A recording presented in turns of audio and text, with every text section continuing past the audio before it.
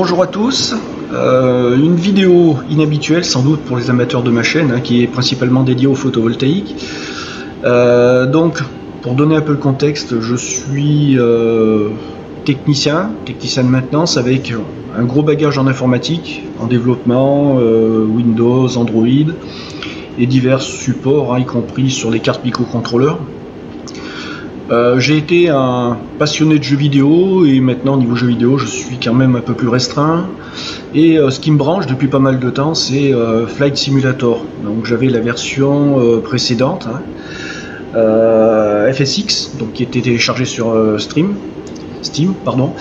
et donc j'ai fait l'acquisition de la nouvelle version FS 2020 pour le nom qu'on connaît le plus et il me semblait intéressant de vous parler un peu de ce logiciel, non pas comme un expert, mais comme quelqu'un qui a une toute petite config, et voir ce qu'il était possible d'en tirer, et avec mes paramétrages et la jouabilité. Donc vous avez à l'écran, bien sûr, les données qui correspondent à la température de la puce graphique. Alors je vais vous donner déjà le modèle de mon ordinateur. Il s'agit d'un portable Asus, donc le GLD 70VD, si je me trompe pas. Qui voilà, vous trouverez facilement les références et les caractéristiques. Et puis la carte vidéo, c'est une GTX, c'est une Nvidia GTX 1050. Vous voyez, donc c'est pas ce qu'on appelle le dernier cri et le top de la performance, mais voilà, ça va vous permettre de vous faire une idée avec certains paramétrages, voir ce qu'on peut en attendre et la jouabilité.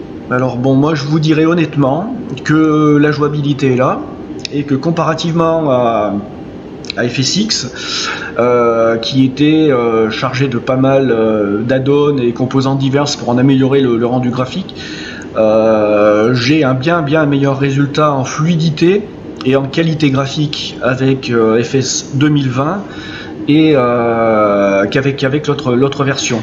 Donc pour moi c'est incontestable, ça fonctionne beaucoup mieux, hormis les bugs qui sont connus avec les premières versions, qui sont en train d'être débogués. D'ailleurs moi avec la mise à jour j'ai un bug qui est apparu, mon menu Marketplace n'apparaît pas, donc je ne peux pas télécharger certaines mises à jour qui ont été faites notamment sur l'Airbus.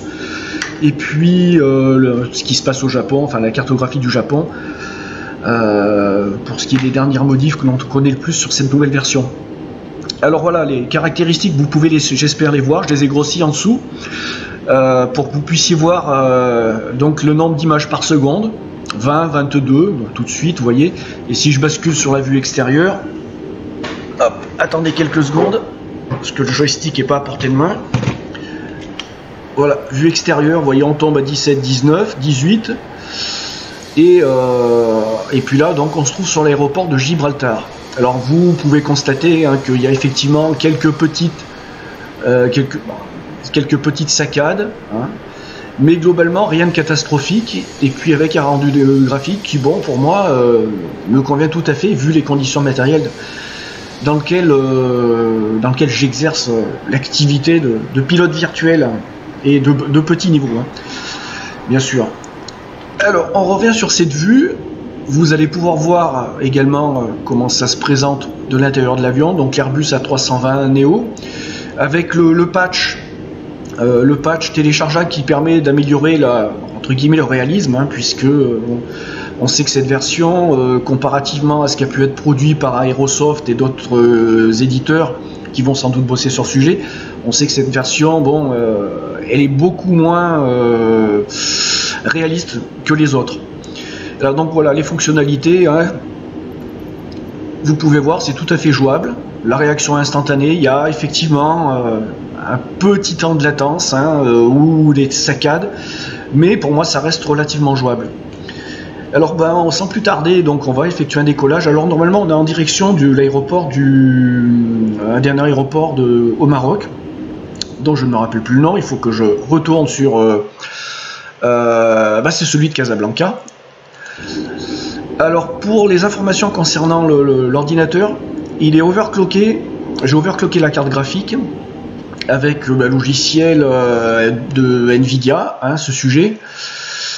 Donc l'overclock fonctionne, j'ai rajouté 200 à la fréquence, alors c'est 200 MHz, oui, ne disons pas de bêtises, en fait 220 précisément, et le logiciel crash quand je dépasse les 232, donc j'ai une petite marge de réserve.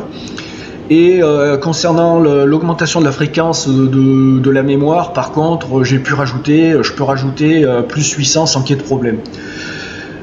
Ah, très important, la température de la CPU et de la GPU. Mon ordinateur est équipé d'un dispositif sous l'ordinateur avec 4 petits ventilateurs que j'ai acheté sur Amazon. Je pourrais vous donner la référence pour quelque chose comme 25 €. Un très bon produit. Tout de suite, si j'avais pas cette ventilation supplémentaire pour refroidir un peu la bête, je serais à 90-92 degrés sur la GPU et tout autant sur la CPU. Mais on va peut-être la voir monter lorsqu'on va passer un peu à l'action. Allez, ce qu'on va faire, on va faire un décollage. Alors, mon mode de pilotage n'est pas forcément des plus orthodoxes, donc on va pas être là pour juger de ça. Ce qu'on va faire quand même, s'il y a un petit coup d'œil qui me semble intéressant, on va aller du côté des paramètres. Voilà. Pardon. Donc nous sommes du côté des paramètres. Donc comme vous pouvez le voir, déjà j'ai baissé la résolution de l'écran. Je suis loin d'exploiter le potentiel de la résolution d'écran. Mais si je conservais la plus haute résolution possible de cet écran, effectivement j'arriverai pas à avoir cette fluidité. J'ai choisi un compromis qui est entre le bon rendu, le nombre de frames par seconde, et puis la qualité graphique globale du jeu, quelles que soient les circonstances. Ensuite, les paramètres, j'ai désynchronisé le V-Sync. Et puis, comme vous pouvez le voir, j'ai certains paramètres en ultra, certains en high, certains en medium. Bon, là, je pourrais vous en donner plus et faire vous copier d'écran éventuellement dans une autre vidéo, si besoin est. Mais bon, voilà, pour l'instant, ça semble bien tourner de cette façon avec l'overclocking. Autre information aussi, je baisse la tension de la CPU principale, pas de la CPU, pas de la GPU, je l'ai baissé de 100 millivolts. Et la chose évidente, c'est que ça me baisse considérablement la puissance, et donc forcément la puissance dissipée. Allez, que dire d'autre? Voilà. Je considère que c'est des réglages qui sont tout à fait corrects pour jouer. Et puis maintenant, on va passer un peu à la pratique, voir un peu ce que ça donne. Alors, l'avion il est prêt à partir. Et puis on va mettre du gaz. J'espère que tout va bien se passer.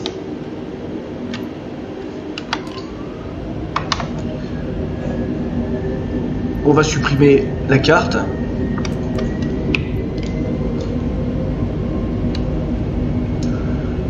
Donc comme vous le voyez, ça reste somme toute relativement fluide. Je vais me recaler sur le centre de la piste. Vous pouvez voir l'évolution. Par contre, vous voyez, on descend à 14, 15, 19. Ça varie en permanence. Là, on va décoller. Oula. Mon joystick n'est pas un top qualité, mais ça fonctionne bien. Ou alors, est-ce qu'il y a du vent? J'ai pas regardé. Non, il semble pas y en avoir. Voilà. Donc je vais enlever le flap. Voilà, on est toujours à 20 images par seconde. On passe en pilote automatique et on va laisser jouer la bête si tout se passe bien. Et puis on va naviguer un peu, voir un peu ce qui s'y passe du côté graphique. Voilà, on est passé à 26 images, 26 frames par seconde. Vous pouvez voir le niveau de détail, la température GPU qui est en train de grimper, CPU qui est stable, et la fréquence en mégahertz que vous pouvez voir au niveau de la carte GPU 1924. On va passer en vue extérieure pour... on est à 25, 29, 20, vous voyez ça varie tout le temps. On peut essayer de faire quelques zooms.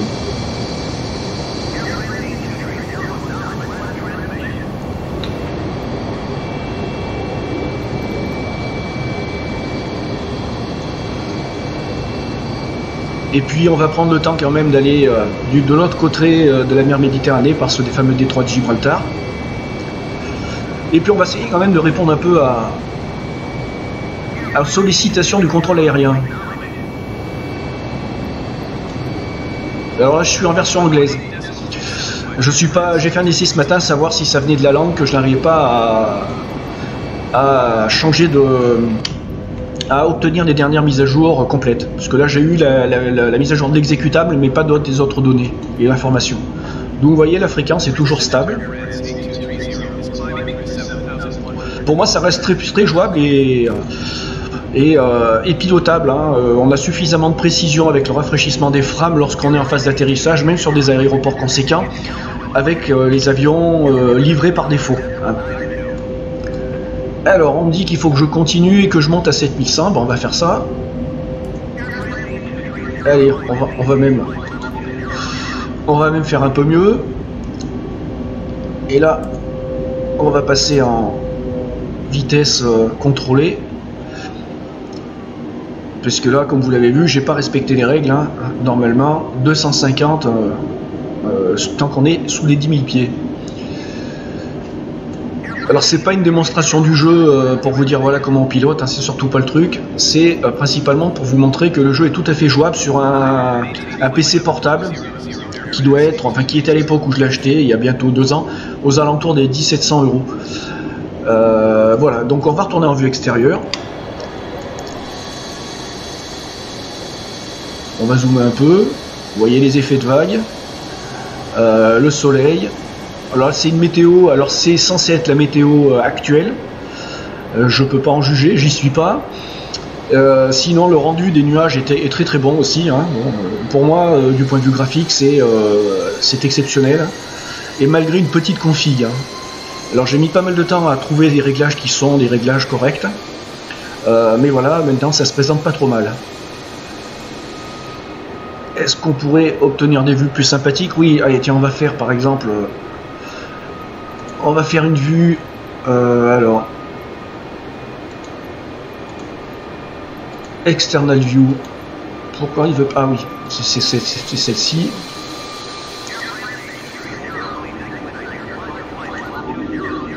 Voilà, la fameuse vue du lot.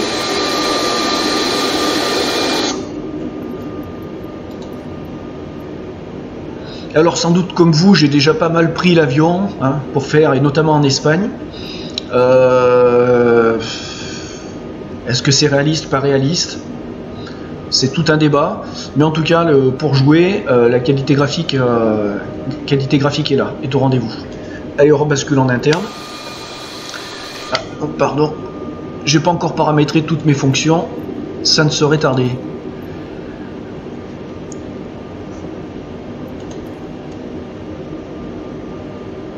Voilà, vous voyez, pour moi c'est tout à fait jouable, donc j'espère avoir répondu au travers de cette petite vidéo à votre question, à vos questions que vous pouvez vous poser.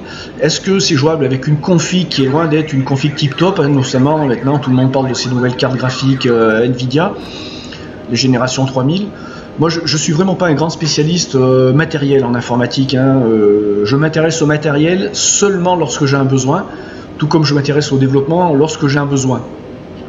Mais en tant qu'utilisateur et puis gamer basique hein, et utilisateur de FSX et puis maintenant de FS2000, voilà, j'essaie de développer mes compétences en ce domaine-là pour avoir quelque chose qui soit un bon rendu sans avoir à tout de suite passer à 2000 € pour une unité centrale qui permettrait de passer à des 50 FPS et avoir un rendu graphique en 4K.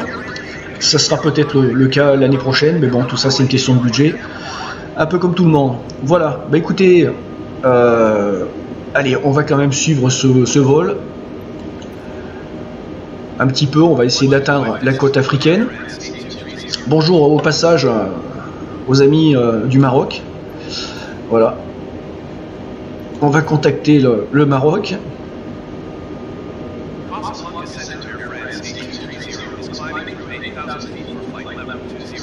Alors, on me dit de monter à 8000, donc c'est bon ou pas? Ah, maintenant à 200, à 20 000 pieds. Eh ben, on va faire ça.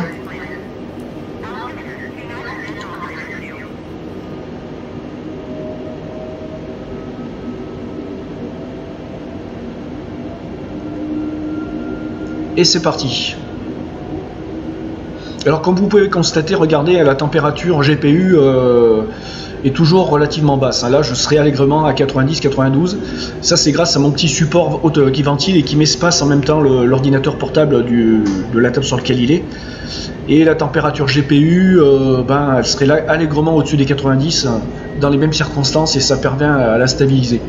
Alors, j'ai réussi à faire baisser cette température GPU également en baissant de 100 mV avec le logiciel connu qui s'appelle Intel Extreme Tuning Utility. Je l'ai baissé de 100 mV et ça m'a permis de baisser la puissance consommée par produite et consommée par la puce, le microprocesseur de la carte mère, sans qu'il y ait de crash, sans qu'il y ait de problème. Voilà, en fait, on économise un peu le matériel. Vous voyez, les frames 25, 27, on est toujours plutôt pas mal. Et puis on va repasser en vue externe et s'approcher un peu. Alors vous pouvez pas le voir à l'écran, mais j'ai mis un petit mouchard sur la barre des tâches, ce qu'on appelle le système tray, les icônes de système tray, qui me permet de voir le débit rentrant et sortant du internet par rapport à la connexion permanente. Voir si les données sont chargées en permanence sur internet. Là aussi, précision très importante, ma connexion descendante, enfin les données que je peux télécharger, mon débit max est de 15 mégas, j'ai pas la fibre, et en inverse, je suis à 1 méga, 1 méga 2, 1 méga 5. Vous voyez, bon, ça pose pas de problème particulier pour le jeu, même avec cette config là.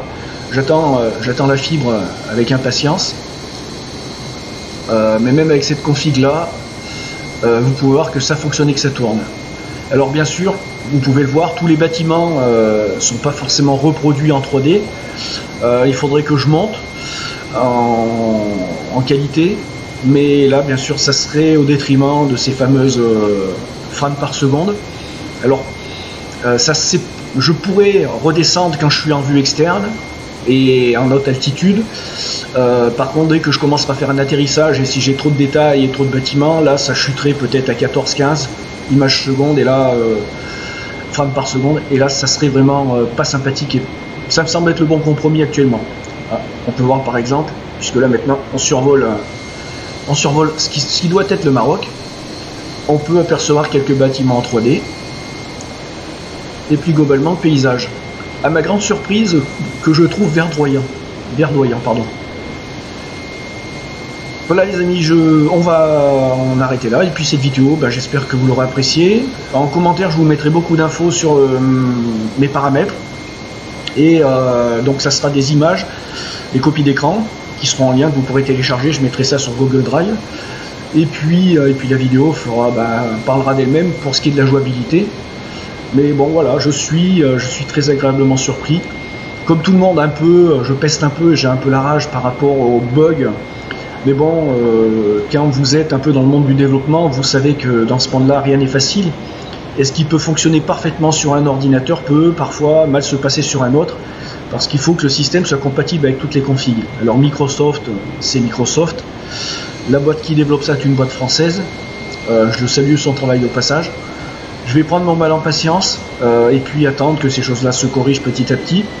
Mais voilà, d'ores et déjà, je tiens à féliciter cette équipe pour le boulot accompli. Et puis j'attends les nouvelles mises à jour avec plus, et puis notamment au niveau de ce fameux Airbus pour le rendre de plus en plus réaliste. Allez, on se fait un petit Alt Z pour interrompre la vidéo. À bientôt.